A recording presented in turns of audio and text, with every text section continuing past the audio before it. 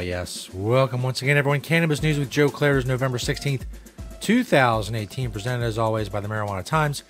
Check us out at marijuanatimes.org. Click that video tab at marijuanatimes.org to find the show. Also, a bunch of great articles there and more. Today, we're talking about legal cannabis in Michigan and places that will not be allowed. At least one of the places it won't be allowed. Also, an Asian country is backing, lawmakers in that country are backing legalizing medical marijuana. And also, a story from Vox, the case against marijuana legalization. That's right, there's still people in this world who are against marijuana legalization, and they think that that's going to translate into some sort of successful policy when obviously the opposite is at least the momentum is moving towards the opposite. Talk about that and more coming up. But first, of course, Cannabis News brought to you by Natureside, nature-side.com, and their organic, all-natural pesticides. Don't use harmful chemicals on what you're growing. Be safe, grow safe, and poison-free. Don't put harmful chemicals. Don't use banned chemicals, banned pesticides in states where it's legal to grow cannabis. Use organic, all-natural pesticides from Natureside, nature-side.com, a proud sponsor of Cannabis News. Go check them out, especially if you're a cannabis grower or you're any kind of grower and you don't use harmful pesticides. Go check out Natureside. Get the help you need. This first story by Julia Granowitz over at marijuanatimes.org. Legal cannabis won't be allowed on college campuses in Michigan. Several schools, including Michigan State University, University of Michigan, Wayne State University of Detroit, and Central Michigan University have all announced that the change in state law, of course, the recent recreational legalization in Michigan, will not change their schools' policies.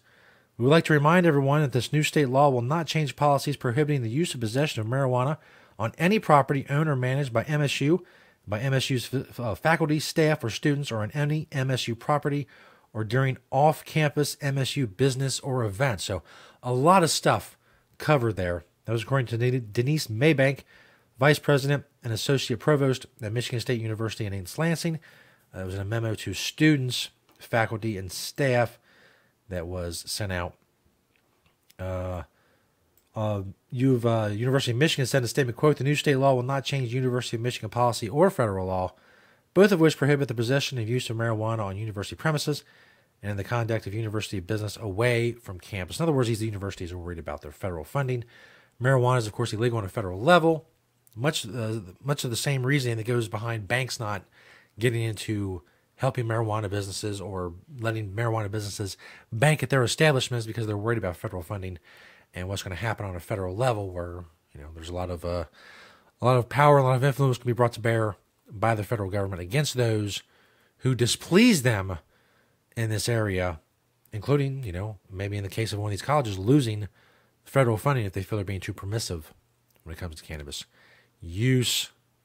Check that story out at marijuanatimes.org, and all stories, as always, that I talk about on this show are linked in the description of this video. This next story is from apnews.com. Thai lawmakers back legalizing medical marijuana. Thailand's legislature has officially proposed allowing the licensed medical use of marijuana, making it a potential trailblazer in Asia and legalizing what used to be regarded as strictly a dangerous drug.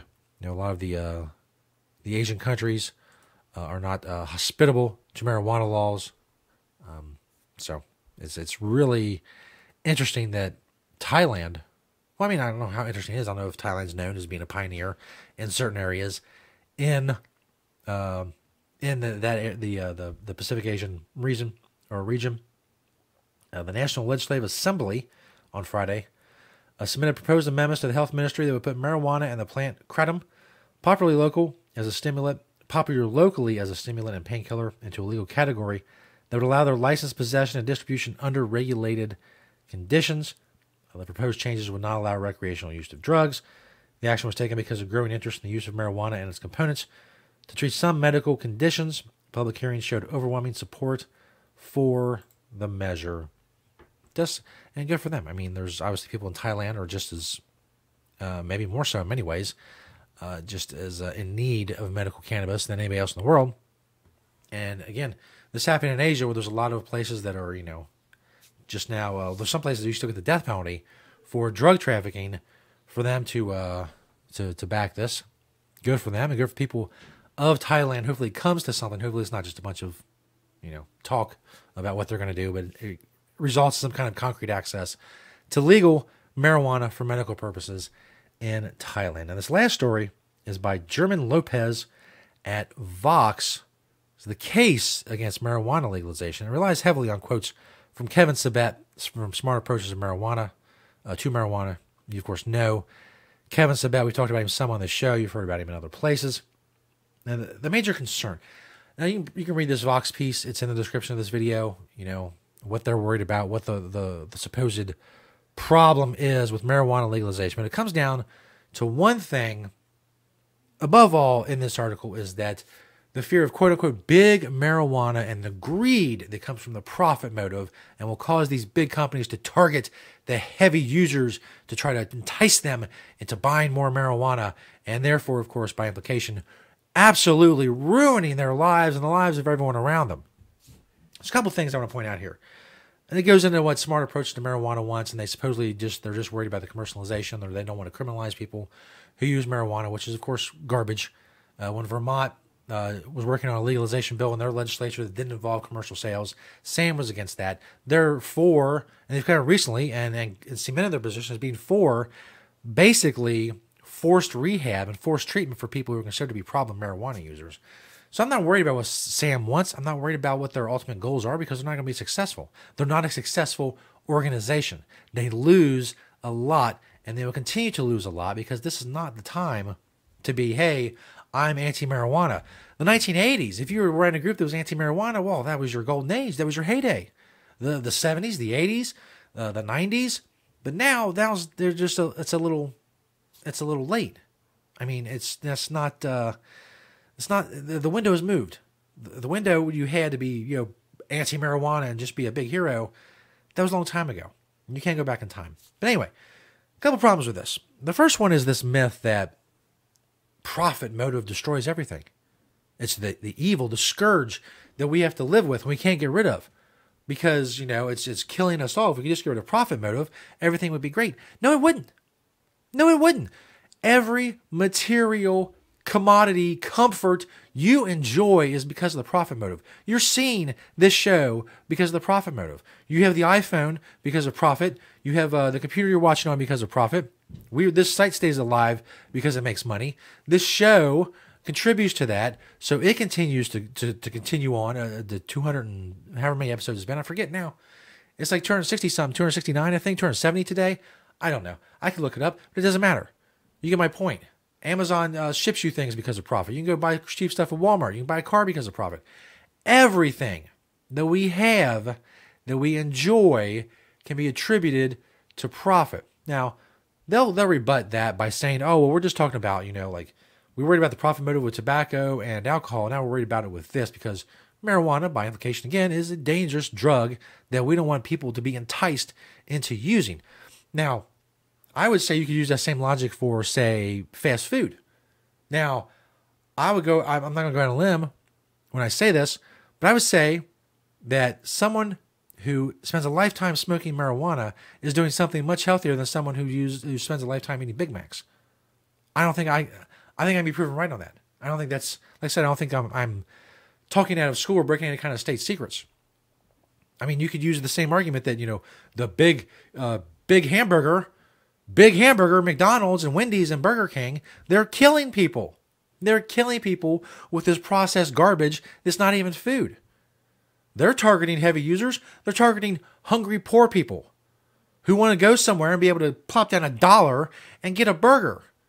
Some meat, quote unquote, some ketchup, some buns, maybe some pickles, a couple pickles or whatever, $1. Hungry, poor people. That's who McDonald's and Burger King and all of them target. That's their, and they want those people to eat as much as possible in their establishments. Are we going to make them illegal? Are we going to go against Big Hamburger? We're going to bring down Big Hamburger because what they're selling is much more dangerous than marijuana. They compare marijuana to cigarettes and alcohol as if there is a comparison. No, it's more apt to compare fast food to alcohol and cigarettes, not marijuana. So they say, well, we don't want to profit in this because that's going to incentivize people to try to sell other people marijuana, as if that's a bad thing. But They have their opinion, whatever. Here's the other problem with that, besides the fact that profit is wonderful and has done amazing things for our lives, and the quality of life we enjoy is directly attributable to people making profits.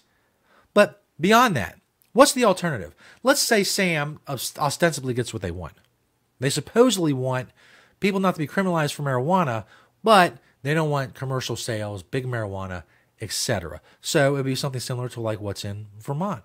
Maybe a little bit of home growing.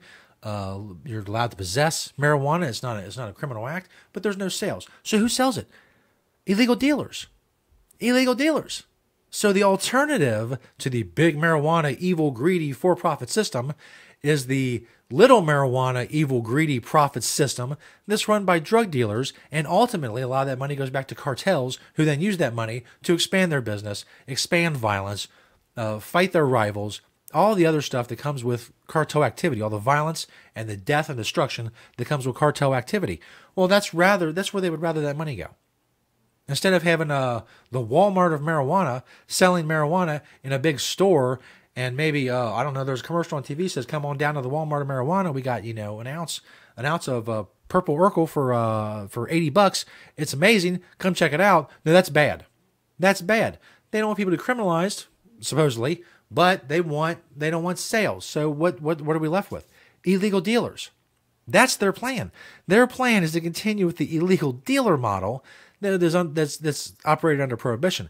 Because if they actually think that there's not going to be any marijuana sales if it's illegal, and we keep that prohibition in place, well, that's not backed up by history or any kind of data or any kind of logic or any kind of sense whatsoever.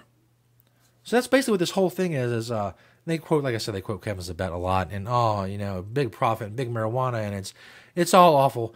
Kevin, you're losing. You're losing. And if you're going to try to eliminate the profit motive in this world, in human society, that is ridiculous. Not only is it ridiculous, it'd be incredibly destructive. There's places that have tried that. There's places that try to take profit out of things completely. The ones that come to mind, well, that was weird. Hit the wrong button there.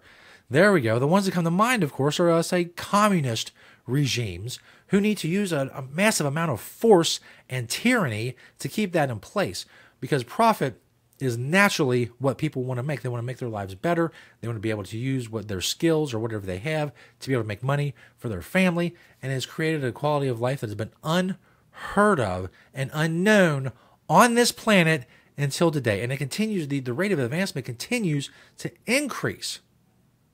And so to say that for-profit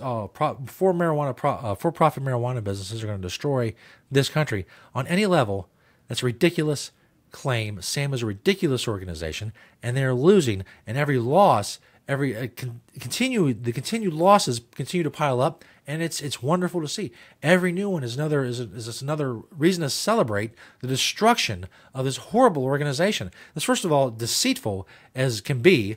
They use their position to raise money and build their fancy offices without producing any kind of results whatsoever, which, I guess is great work if you can get it, but to pretend that they have some kind of moral high ground on this issue and they're just trying to protect people from marijuana, it's garbage. And this garbage will continue to point out on this show, along with the garbage from other people. Anybody who comes at marijuana, we will point out their garbage and rebut their garbage. Garbage rebuttal is what we're doing here. Thanks, everybody, for checking out the show. Another great week in the bag. Go have a great weekend. Have a safe weekend. We'll see you next week. Continue to like, share, comment on the videos, all that stuff. MarijuanaTimes.org. Check us out there. Nature Side. Thank you to nature-side.com for being a proud sponsor of the show. We'll see you all next time right here on Cannabis News.